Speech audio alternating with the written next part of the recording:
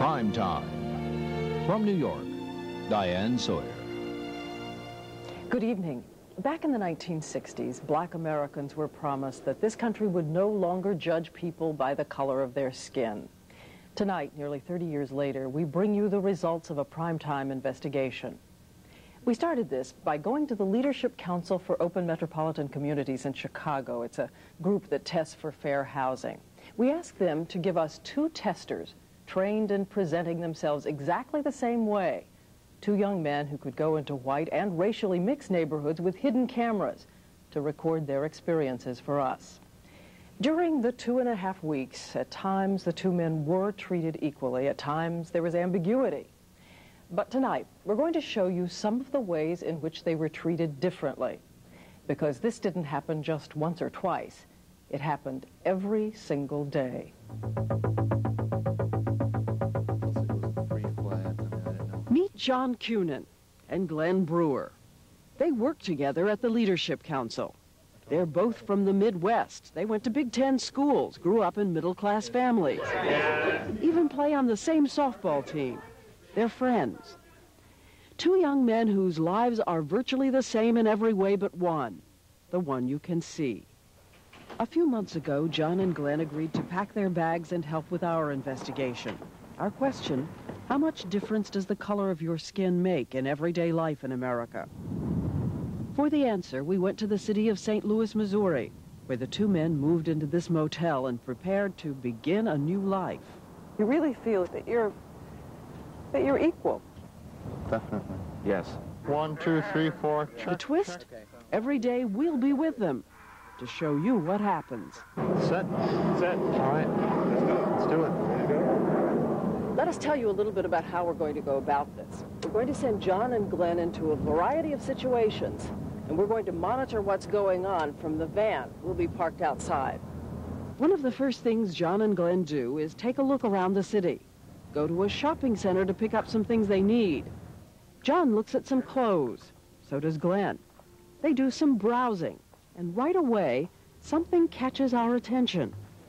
When John walks up to this electronics counter, he gets almost instant service. But just a few minutes later, when Glenn walks up, he is ignored by not one, but two salesmen standing a few feet away. We didn't make anything of it until it happened again and again. Need some help? In the shoe department at this store, John gets instant attention and a hearty welcome. Yet when Glenn walks in just 3 minutes later, the salesman looks away. We run a stopwatch as the salesman continues to stare past Glenn. No hearty welcome for him. I was standing there and standing there and standing there. And John just barely skirts the fringe of the department. The guy comes over and he's joking, he's laughing, and that did not happen for me. Even when the two men stroll into a nearby car dealership, Glenn walks up to a new car right in front of the showroom window. Once again, we run the clock. I walked around the car, kicked the tires, looked under the rear at the muffler. It seemed an enormous amount of time to me to stand there and wait for me to spend my money. So you're clear that they knew you were there? Yes. There was a black salesman who looked at me and then looked away. A black salesman? The same salesman who was there in an instant, the moment John set foot on the lot. We can work it out for you. What do I have to do to earn your business? Sign your shoes. What about that? What about that salesman? Julianne Malveaux and Clifford Alexander both study the social and economic consequences of race in America. She's an economist at Berkeley. He's a consultant and former Secretary of the Army. His life lesson is the same life lesson that the white salesman got, that this is a group of people that for some reason I should deal with differently, despite the fact that I might make some money from them. That different treatment became apparent in another way when our two testers went to a record store. John browses quietly, so does Glenn. That's him in the background. But now, watch the salesman approaching from the left. He stops next to Glenn. He's not offering to help him, he's tailing him. And when I moved, he moved. And I think after about the second or third time when that happened, it suddenly dawned on me. He is there strictly to follow me around. I was surprised to see him trailing Glenn in the shop because he wasn't trailing me. This salesman who followed Glenn around in that store, men like that would say to you, this is not racist behavior. Black people commit more crime as a percentage of population. That's why I followed him. Do you think that all 32 million black people should be judged by some statistic about crime in this society? No, but the question is, what kind of blame do we put on this person? I rest my case. It isn't a question of blaming the white person following. It's a question of understanding why he follows. If this man had behaved suspiciously, if he had picked up something, put it down, perhaps put it toward his pocket, that would be one thing. He was browsing. Nearly every day or night, someone treated Glenn like an outsider. For instance, one day, we locked the two men out of their cars, 40 feet away from each other. Glenn struggles all alone to get into his car. John, on the other hand, has a small crowd of passers-by, offering information and help. If you call the police, they'll come opening for you. Everybody who came by in my car, it seemed, had something to say to me. And you? Nothing. No help, no one. One night, John and Glenn go for a walk in downtown St. Louis, one just ahead of the other. But when a police car passes by, it's Glenn who gets the pointed once-over. When he got to where John was, he rolled right by John. But he stopped, leaned out the window, just to inspect you. Yes. And on another night, walking on a residential street in white South St. Louis, a truck slows down next to Glenn. Our microphone picks up the man leaning out and telling Glenn he's in the wrong neighborhood. Go far south, man. Hey. The implication there was we were not where we were supposed to be. Which is in the north part of St. Louis, as far as he was concerned. Yes. So you're constantly doing this calculus of what am I going to do about this? Am I going to tell him to shove it? Am I just going to walk on by? Do I have the time, the energy? What is the cumulative effect of it? How bad is this day in and day out? It's the harmless kind of racism that if you accuse someone of it, they would say, but gee, that's not cross-burning, and yet it still grinds exceedingly small. Every day, John and Glenn keep diaries, and the grinding is clear when we stop to ask about those impressions. You think you could make it here? No problem? Yeah, I think that I could make it here and set up here if I wanted. Knowing what has happened to me, I think I would be fairly discouraged. At this point already? Yes. An emotional price is one thing. It's still another when the price is money out of your pocket. At a car dealership, John was told he could get a car for almost nothing down. Financing available? Glenn's told he'll need at least $2,000 down. Was it just a fluke? They try a second lot. They decide to ask about the same red convertible with the same salesman. First, how much of a down payment will be needed? What do they usually ask down? Anywhere from 10 to 20%. You know, it just depends, sure. Well, normally the banks want anywhere from 20 to 25%. So you're looking at a couple grand there. Already, John's advantage is as much as $1,000. And what about the price of the car? You could probably pick it up for somewhere around the 9 range. 9? I mean, if I could get you in the car for, say, 95 even, think you'd be interested. Once again, a big difference. Since we heard all of this from the van, we decided to get out and see if we could get some answers. The manager met us first. What do we got today? Can we talk to John Novak? And then that salesman appeared, and we asked him why John and Glenn were quoted different figures. Well, they're all different. It just depends. Two guys come in looking at the same car. What's the difference? For him, the banks will do 10 to 20. For him, 20, 25? What's the difference? Depends on the vehicle, ma'am. They were looking at the same vehicle. Oh, okay. What's the difference? We never did get an answer. Is there a difference? And we're not the only ones asking that question. Experts say car salesmen consistently regard blacks as less sophisticated customers and try to make them pay more. The result, according to a national study, black Americans pay twice the markup that whites do, at a cost of more than $150 million a year. And another way African Americans pay for the color of their skin is job discrimination. Over several days, John and Glenn apply for all kinds of jobs, signing up for job services, answering the want ads. Once again, from the very beginning, we notice something subtle but unmistakable. Not just what happens, but how they're treated. Call tomorrow and ask for Don.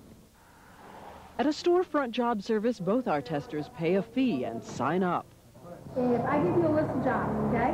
And there's one particular job on there. John is told pleasantly it's against the rules to share a confidential job listing with a friend. But when Glenn gets that information, it's a lecture, complete with a little warning about laziness. I'm going to limit your jobs. I'm going to monitor you real close. Because I've had people come in here, give them good job leads, they never show up. They never show up. Because they're too lazy to work. How often, how many times would you hear lectures about laziness or showing up or drug abuse? Quite often, in a lot of the situations. More than once, John is encouraged about a job while Glenn is turned down flat.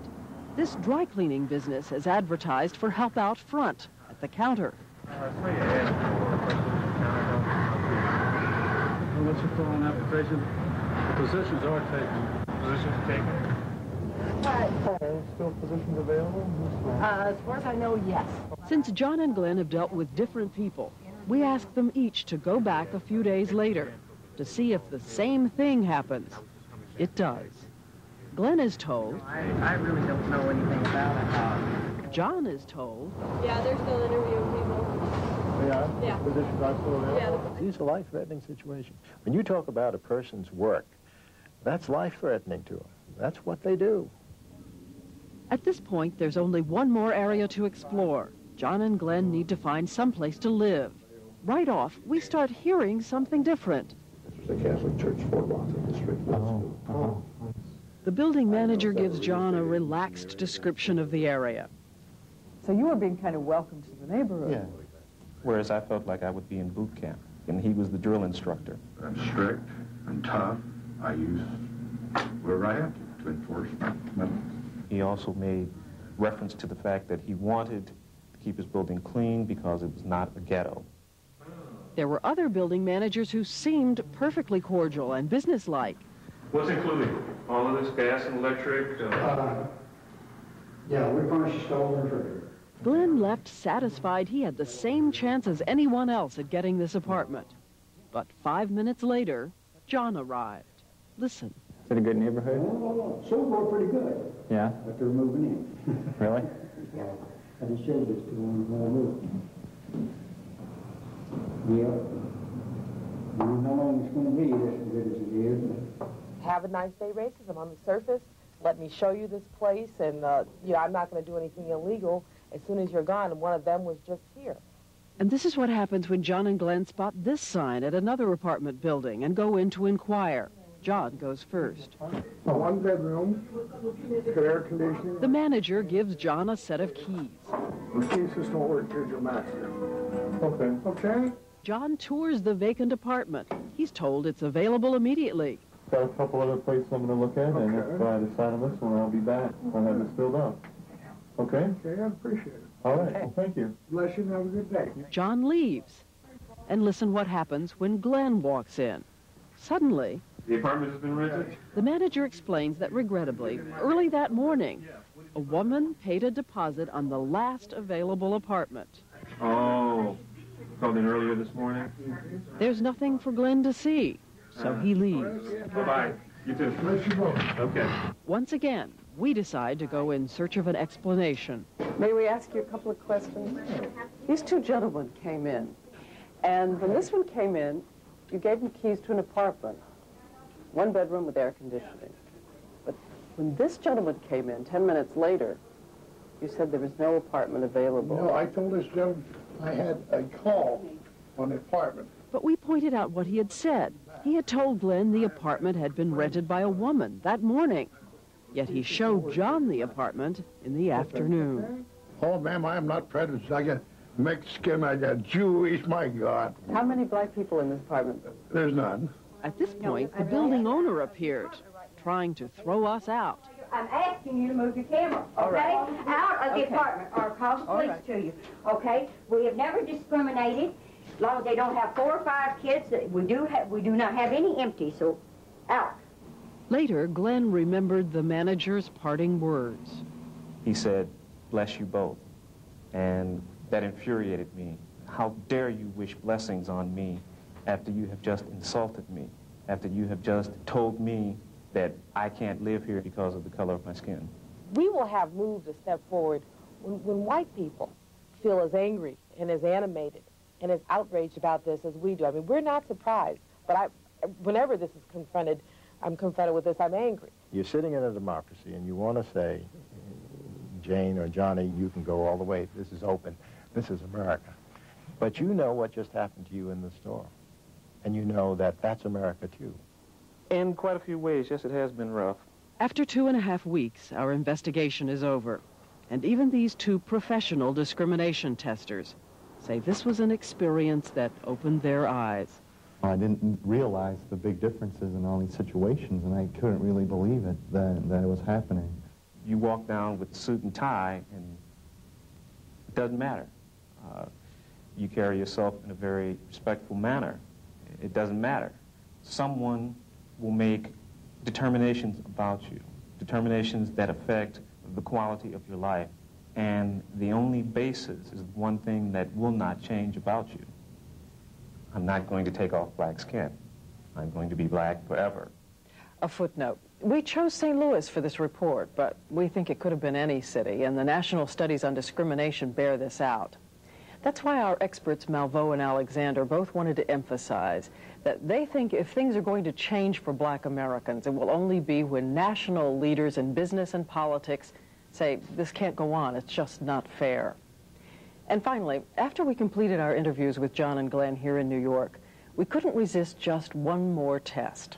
We taped the two of them just a few blocks from our studio as they each tried to catch a New York cab to head home. Watch as the first cab sails straight past Glenn to pick up John. I gotta go to LaGuardia?